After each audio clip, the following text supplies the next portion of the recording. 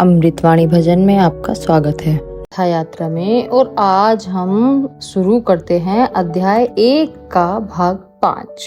शिव पार्वती विवाह के बाद कार्तिकेय और गणेश जन्म व उनकी चमत्कारी लीलाएं। क्या आपने कभी सोचा है कि शिव पार्वती विवाह के बाद किसे सबसे पहले पुत्र रूप में पाया गया? कैसे हुआ कार्तिकेय का जन्म और फिर क्यों गणेश जी को हाथी का सिर मिला? तो चलिए सावन के इस पुण्य अवसर पर सुनते हैं शिव महापुराण अध्याय 1 भाग 5 की अद्भुत कथा, जहां जन्म लेते हैं देवों के सेनापति कार्तिकेय और प्रथम पूजनीय श्री गणेश। शिव पार्वती का विवाह ब्रह्मांड की सबसे पावन और दिव्य घटना थी। हिमालय पर्वत पर जब भगवान शिव बारात लेकर पहुँचे, तब समस्त देवी देवताओं, सिद्धों और गंधर्वों की उपस्थिति में यह विवाह पूर्ण हुआ। विवाह के पश्चात पार्वती कैलाश पर शिव के साथ रहने लगी। शिव जी पुनः समाधि में लीन हो गए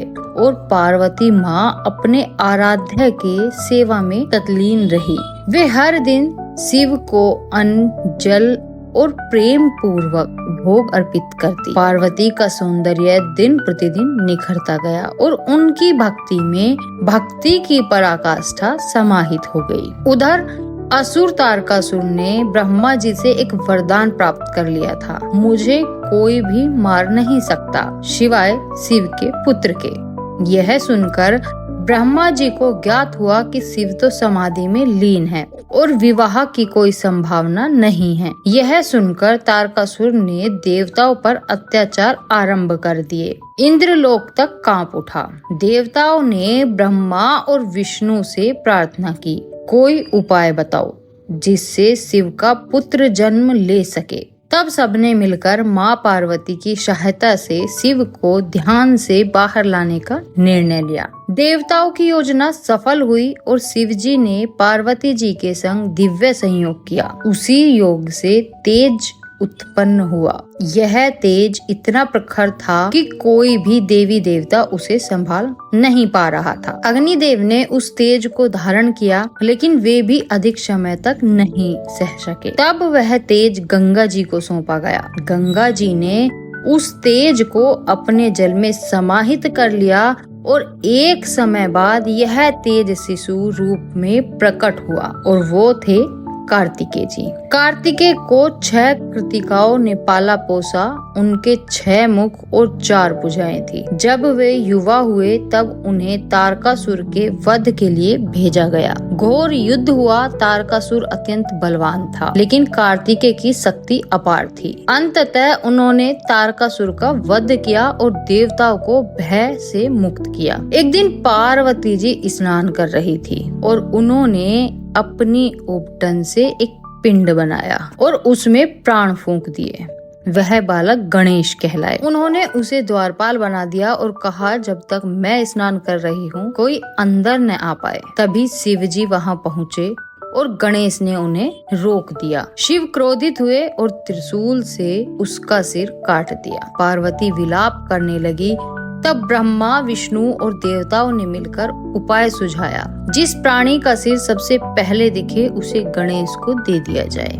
गजमुख हाथी का सिर मिला और उसे गणेश पर स्थापित कर दिया गया। तब शिव जी ने गणेश को आशीर्वाद दिया, तू सर्वप्रथम पूजनीय होगा, कोई भी पूजा तेरे बिना आरंभ नहीं होगी। अब शिव पार्वती के 2 पुत्र थे, कार्तिकेय और गणेश। एक ज्ञान और बुद्धि का प्रतीक और दूसरा शक्ति और युद्ध का। इन दोनों के साथ मिलकर शिव परिवार की स्थापना हुई। पार्वती शक्ति की अधिष्ठात्री देवी बनी और शिव योग के आदिनाथ। गणेश प्रथम पूजनीय और कार्तिकेय देवताओं के सेनापति। यह त्रिकोण ब्रह्मांड के संतुलन का मूल आधार बन गया। शिव की निरंकार सत्ता, पार्वती की माया शक्ति, गणेश के विवेकपूर्ण बुद्धि और कार्तिकेय की वीरता, यही शिव परिवार की महिमा है। तो भक्तों, आपने सुनी शिव महापुराण की यह चमत्कारी कथा, जहां ब्रह्मांड के प्रथम पुत्रों का जन्म हुआ। एक बने युद्ध के सेनापति और एक पूजे गए हर शुभ कार्य से पहले।